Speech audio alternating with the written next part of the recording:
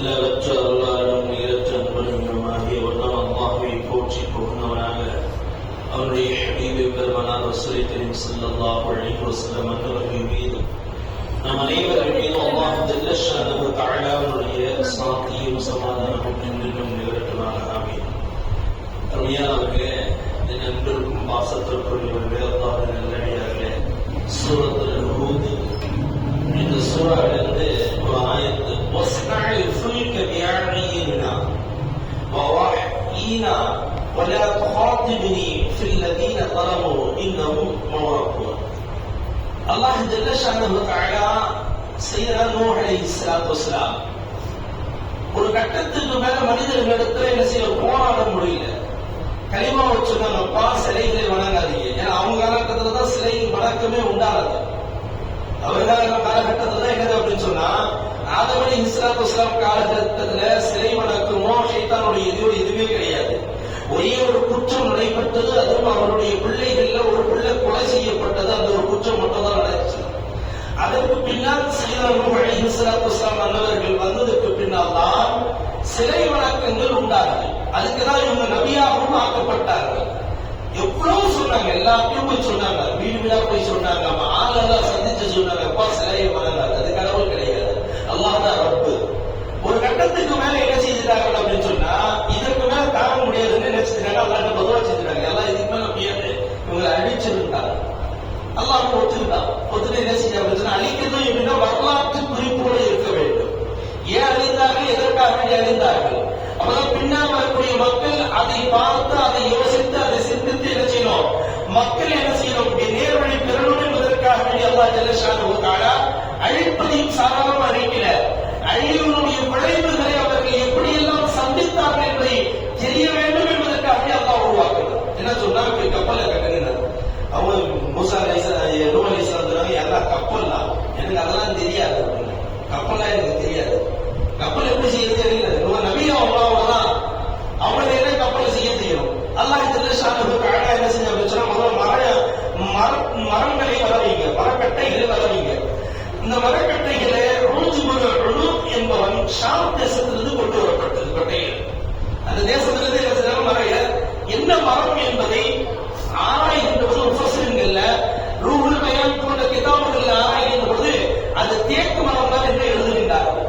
தேக்கு மரத்தினுடைய அசலை கொண்டு வந்து என்ன அப்படின்னு சொன்னா, மரங்களை கொண்டு வந்து கப்பலை உருவாக்கணும். எப்படி உருவாக்கணும், எந்த வகையில உருவாக்கணும், எப்படி இன்ஜினியர் எந்த பிராங்க, இன்றைய இன்ஜினியர்கள் போற பிராங்க ரப்பு போட்ட பிராங்க வேற மாதிரி இருந்தது. அல்லாஹ் என்ன செய்யணும், உடனே என்ன சொல்ல, மூசா அலைஹிஸ்ஸலாம் வைய இருக்கிறார், வஸ்னஇ ஃபுல்க பிஅஅயினினா வவஹ்யினா, வைய இருக்கிறார், நீங்க என்ன செய்ய கட்டிட அப்படின்றாங்க. சரி, வைய எப்படி இறக்க போறோம், அல்லாஹ் சொல்ல, முதல்ல ஒரு கோழியை பாருங்க, கோழியை நல்லா கவனிச்சுங்க. அந்த கோழியினுடைய நெஞ்சு பகுதி இருக்கா இல்லையா, அதன் அமைப்புல நடுப்பாகம் வரணும். நடுவாகம் எப்படி இருக்கணும் அப்படின்னு சொன்னா, கோழியினுடைய நெஞ்சு பகுதி வருது இல்லையா, அந்த மாதிரி நடுப்பகுதி வரணும். நீளம் எவ்வளோ, அகலம் எவ்வளோ என்பது எல்லாம் அறிவிப்பு செய்தாங்க. ஹயாத்துல் கிதாபுல் உலூமை பார்த்தோம் அப்படின்னு சொன்னா, நீளம் 300 முழம், அகலம் 50 முழம். 300 முழம் நீளமும் அகலம் 50 முழமும் ரெடி ஆயிடுச்சு. இவங்க உட்கார்ந்து என்ன செய்ய ஆரம்பிக்கிறாங்க, கட்ட ஆரம்பிக்கிறாங்க. கட்ட ஆரம்பிக்கிற நேரத்தில் என்ன ஆயிடுச்சு பிரச்சனை, இவங்க பகலெல்லாம் கட்டிட்டு இருந்தா நைட்ல வந்து என்ன செய்வோம், இடிச்சு போயிடுவாங்க, ஒண்ணு உடச்சு போயிடுவாங்க. எதாவது ஒரு பண்ணிட்டே இருந்தாங்க, ஏதாவது ஒரு பண்ணி டிஸ்டர்ப் பண்ணிட்டே இருப்பாங்க. கப்பல் கட்ட முடியாது, பேர் கையெழுத்துங்க, யாரெல்லாம் என்னால கட்ட முடியல, கட்ட விட மாட்டாங்க. நான் வருட கணக்காக என்ன செஞ்சு கட்டிக்கிட்டு இருக்கேன். அல்லாஹ் சொன்னா, அப்படியா, சரி ரைட், ஓகே. ஃபர்ஸ்ட் முதல் காவலுக்காக அல்லாஹ் ஜல்ல ஷஅனுஹு ஏற்படுத்தி நாயை விட்டான். நாயை அழைந்தாங்க. நாயை அழைத்து சென்னை இரவு முழுக்க அந்த நாய்க்கு கட்டளை எடுத்து நைட் ஃபுல்லா ஃபர்ஸ்ட் நூஹ் அலைஹிஸ்ஸலாம் தான் காவலுக்காக நாயை அழைத்தார்கள். நாயை அழைத்து இரவு முழுக்க அந்த நாயை என்ன செய்வாங்க, நிக்க அப்படியே சுத்தினே இருக்கும் கப்பலை. யாராவது வந்து அதான் ஒரு கொலை குறைக்கும், ஒரு மனுஷன் ஒரு கத்து சத்தமிட்ட உடனே நூஹ் அலைஹிஸ்ஸலாம் எதிர்த்து தடியை தூக்கி போடுவாங்க, ஓடோட எல்லாம் ஓடிடுவாங்க. இப்படி என்ன செய்யாங்க, கப்பல் என்ன செய்ய கட்டாங்க. சில பேர் என்ன செய்யாங்க, அது மீது என்ன செய்யாங்க, தன் கழிப்பிடத்தை அந்த இடமா ஆக்கினாங்க. ஒவ்வொன்றையாக அவர்களுக்கு தொல்லைகள் கொடுக்கப்பட்டதும் 2 வருட காலம் அவர்கள் கஷ்டப்பட்டு அந்த கப்பலை முடிச்சிட்டாங்க. கப்பலை முடித்தார்கள். கப்பலை முடிச்சதுக்கு பின்னால் அல்லாஹ் என்ன செய்யறாங்க அப்படின்னு சொன்னா, இப்ப யாரை ஏற்றுறது, கப்பலுக்குள்ள யாரெல்லாம் ஏற்றுறது,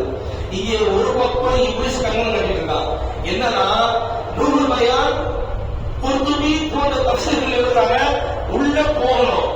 நூஹ் அலைஹிஸ்ஸலாம் அனுமதி இல்லாமல் உள்ள நுழைய முடியாது. அவர்கள் வாராதான் வர முடியும், உள்ள போக முடியாது. எப்படி போறது ஐடியா தெரியல, யோசிச்சுங்க. மூன்று வகையாக மூன்று அடுக்காக கப்பல் கட்டப்பட்டது. பல வருடங்களுக்கு முன்னால் 3 அடுக்காக கட்டப்பட்டது கப்பல். 3 அடுக்காக கட்டது. ஃபர்ஸ்ட் உள்ள அழைக்கிறது அல்லாஹ் சொன்னாங்க. எல்லாம் எப்படி என்ன செய்யறது, என்ன மெத்தட் ஆயிடணும், எனக்கு எதுவுமே தெரியாது சொல்லி அல்லாஹ். உடனே அல்லாஹ் ஜெல்லஷானஹு சொன்னா, நீங்க என்ன செய்யணும் அப்படின்னு சொன்னா, ஃபர்ஸ்ட் என்ன செய்யுங்க, 2 வகையாக இருக்கிறோம். தாவர உண்ணிகள் ஒரு பக்கம், அதே நேரத்துல கீழே இருக்கக்கூடியது ஒரு பக்கம், இன்னொரு பக்கம் என்ன செய்யணும் அப்படின்னா விலங்குகள் பறவைகள் ஒரு பக்கம். ஒரே மாநில பார்த்து கொண்டு வந்தாலாம். ஃபர்ஸ்ட் அந்த கப்பல்ல முதலாக ஏறியது எறும்பு மட்டும் தான் ஏறிச்சு. இதுல கொசு தான் ஏறல, கொசு கிடையாது, இதெல்லாம் கிடையாது, இந்த வகைகள் எல்லாம் எல்லாம் ஏத்துறாங்க. ஃபர்ஸ்ட் ஏறியது எறும்பு தான் ஏறுது. லாஸ்ட்ல ஏறினது யாரு அப்படின்னு சொன்னா நம்ம கழுதை தான் ஏறிச்சு. இப்ப இந்த கழுதை கத்துது அப்படின்னு சொல்லி நம்ம நிறைய பேசுவோம் இல்லையா, அந்த கத்தல் இருக்கு இல்லையா, அந்த சத்தம் கழுதை கத்துறதே ஆகம் பண்ணது. கழுதை கத்துறது ஒரு மாதிரி கிடைக்கும் இல்லையா. இந்த கழுது மேல இப்படி ஏறும் போது சரி இங்கிலீஷ் போயிட்டு காலை பிடிச்சி இழுத்தான். ஹயாத்துல் ஹைவான் எழுதுறாங்க, நீங்க அந்த கிதாபுல போய் அதை பாத்தீங்கன்னா கிளீனா எழுதுவாங்க. இப்படி என்ன செய்யணும் அப்படின்னு சொன்னா அந்த கழுதையுடைய காலை பிடிச்சி இழுதுட்டான். அங்கிருந்து என்ன செய்யறாங்க, உள்ள வாழ்றாங்க, வரல உள்ள வாழ்றாங்க, வரல. அது வராதனால அடுத்து ஒரு கட்டத்தில் என்ன செய்யறாங்க, ஹஜ்ரத் நூஹ் அலைஹிஸ்ஸலாம் ஷைத்தானை உள்ள போகிறாங்க. ஷைத்தான் மாதிரி பண்ணிட்டீங்க, உள்ள போனாங்க. இதான் சாப்பிட்டு குடிச்சிருக்குது இப்ளீஸ் கால. இதே அந்த நேரத்தில் அதை குடிச்சு இழுக்கும் போது அது கத்து சத்தம் விட்டது இல்லையா, அந்த சத்தம் தான் கழுதையினுடைய தன் இயற்கை குரலுக்கு மாற்றமான சத்தம் வந்தது.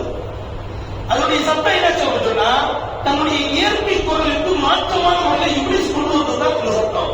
அதை குடிச்சு எடுத்த உடனே நூஹ் அலைஹிஸ்ஸலாம் அவர்கள் உள்ள போய் ஷைத்தான் என்னறாங்க, இவன் இப்ளீஸ் மேல போய் உட்கார்ந்தான், கல்லைக்கு மேல போய் உள்ள போய் உட்கார்ந்தான். இங்க நிறுத்திட்டு ஒரு ஹதீஸ் ரசூலுல்லாஹி ஸல்லல்லாஹு அலைஹி வஸல்லம் சொல்றாங்க, கழுதைகள் எங்கெல்லாம் சத்தப்படுகின்றதோ அங்கெல்லாம் அல்லாஹ்விடத்துல பாதுகாப்பு தருகின்றாங்க. ரசூலுல்லாஹி ஸல்லல்லாஹு அலைஹி வஸல்லம் சொல்றாங்க, கழுதை சத்தமிட்டால் உங்களை நீங்கள் பாதுகாத்துக் கொள்ளுங்கள், அந்த மஹல்லாவை பாதுகாத்துக் கொள்ளுங்கள். காரணம் என்ன, எப்பொழுதெல்லாம் கழுதை கத்துகின்றதோ அப்பொழுதுதான் அந்த ஷைத்தானை பார்த்திருக்கிற அர்த்தமா, இப்ளீஸை பார்த்திருக்க. அது மேல என்னது, அந்த இடத்துல முசீபத்து வருது, ஆபத்து வருது. எனவே கழுதை கத்துகின்ற பொழுது நீங்கள் என்ன செய்யுங்க, அல்லாஹ்விடத்துல பாதுகாப்பு தேடிக் கொள்ளுங்கள் என்று சொல்லப்படுகின்றது. உள்ள நூஹ் அலைஹிஸ்ஸலாம் உள்ள போட்டார். உள்ள போனாங்க, திரும்பி பார்த்தா இப்ளீஸ் உட்கார்ந்துருந்தான். நீ எப்படி உள்ள வந்தா, வேதனை இறந்து போறது அல்லாஹ்வுடைய வேதனை இறந்தது. இப்ளீஸுக்கு இருக்க பயம் மனிதர்களுக்கு இல்லை. வேதனை அவனுக்கு தெரியுது, அல்லாஹ்வுடைய வேதனை எப்படி இருக்கும், எந்த மாதிரி இருக்கும் என்பது பயத்தினுடைய உச்சகட்டத்தில் என்ன இப்ளீஸ் உள்ள போய் உட்கார்ந்து சொன்னா, நான் வெளியில போக மாட்டேன், நீங்க உள்ள வாழும் செய்தாலே மாற சொல்லிட்டீங்க, நான் கழுதையை திட்டினேன், நான் கழுதை நாம சமீபப்பட்டவர், நாம இப்ளீஸ் என்னதான் நீங்க வர சொல்லி அவன் உள்ள வரட்டேன், நான் உள்ள வெளியில போக மாட்டேன், உள்ள உட்கார்ந்தான். எல்லாம் உட்கார்ந்து நூஹ் அலைஹிஸ்ஸலாம் அல்லாஹ் சொல்லிட்டான், அவன் இருக்கணும்னா. ஏன்னா அவனுக்கு நிறைய அனுமதிகள் வழங்கப்பட்டது இருந்தது. இங்க அதெல்லாம் என்ன செய்யணும்னா அனுமதி கொடுக்கப்பட்டது. ஹஜ்ரத் நூஹ் அலைஹிஸ்ஸலாம் கப்பலை கட்டினார்கள் 2 வருட காலம். அந்த கப்பல் தண்ணீர் மிதங்கியது, 400 ஆண்டு காலம் மிதங்கியது. ஒரு நாள் இல்ல, 2 நாள் அல்லாஹ் 400 வருடங்கள் என்ன செய்ய அந்த கப்பலை சுத்திக் கொண்டே இருந்தது. 400 வருஷம், 400 வருடங்கள் அதுக்கு தேவையான உணவுகள் அத்தனையுமே ரப்பினால் வழங்கப்பட்டது. உள்ள அல்லாஹ் என்ன உள்ளே வைத்திருந்தார் உணவு. 400 வருஷம் சாதாரணம் அல்ல.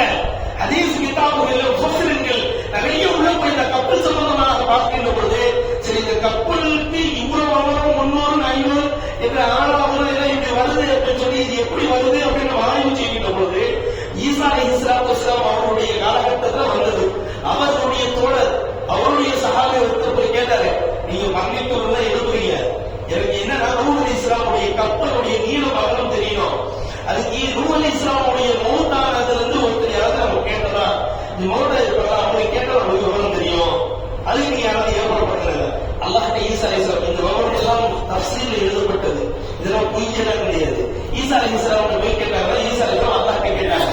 அல்லாஹ் அனுமதி கொடுக்கப்பட்டு அவங்க நேரம் போய் ஒரு கபராண்ட நின்றாங்க. ஒரு மிகப்பெரிய கபர் அது. அந்த கபராண்ட போய் நின்றுட்டு தன் இதரசில் அல்லாஹ்வுடைய பெயரை கொண்டு நான் ஈசா பேசுறேன்னு எழுந்திருந்தாங்க. எழுந்திருச்சவன் தண்ணியோடு எழுந்திருக்கின்றான், தண்ணீரோடு எழுதுகிறான். ஹதீஸ் விட்டு ரசூலுல்லாஹி ஸல்லல்லாஹு அலைஹி வஸல்லம் ஒரு மனிதன் எப்படி வாழ்கின்றாரோ அப்படியே மரணிப்பார், எப்படி மரணிக்கின்றாரோ அப்படியே எழுப்பப்படுவார். எப்படி வாழ்றாரோ அப்படிதான் மௌத்து.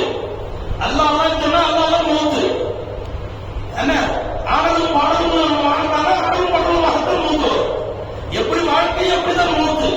அல்லாஹ் ஜல்ல ஷானஹு தஆலா அந்த மனிதன் எழுந்திருச்சு அவர் சொன்ன அடையாளம் என்னன்னா 300 அகலம் நீளம் 300 அகலம் 50 3 அடுக்காக நூஹ் அலைஹிஸ்ஸலாத்து வஸலாம் அவர்கள் கட்டினார்கள்.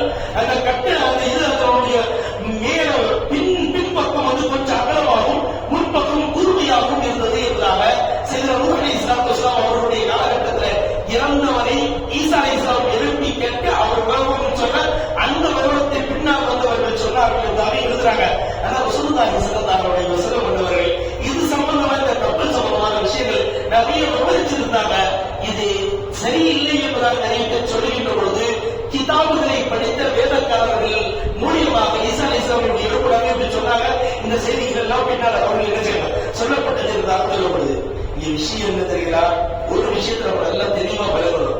ரப்பனுடைய வேதனைக்கு இப்லீஸே பயப்படுறான். நம்ம பயப்படல என்ன நிலைமை? அவன் பயப்படுறான், அவன் பயந்து போய் கப்பலுக்குள்ள நுழைஞ்சிடுறான், கப்பல்ல இடத்துல தேடுறான். ஆனால் நாம் உலகத்திலே அல்லாஹ்வுக்கு பயப்படலாம் என்றா தியானத்து ரொம்ப மோசமா இருக்கும்.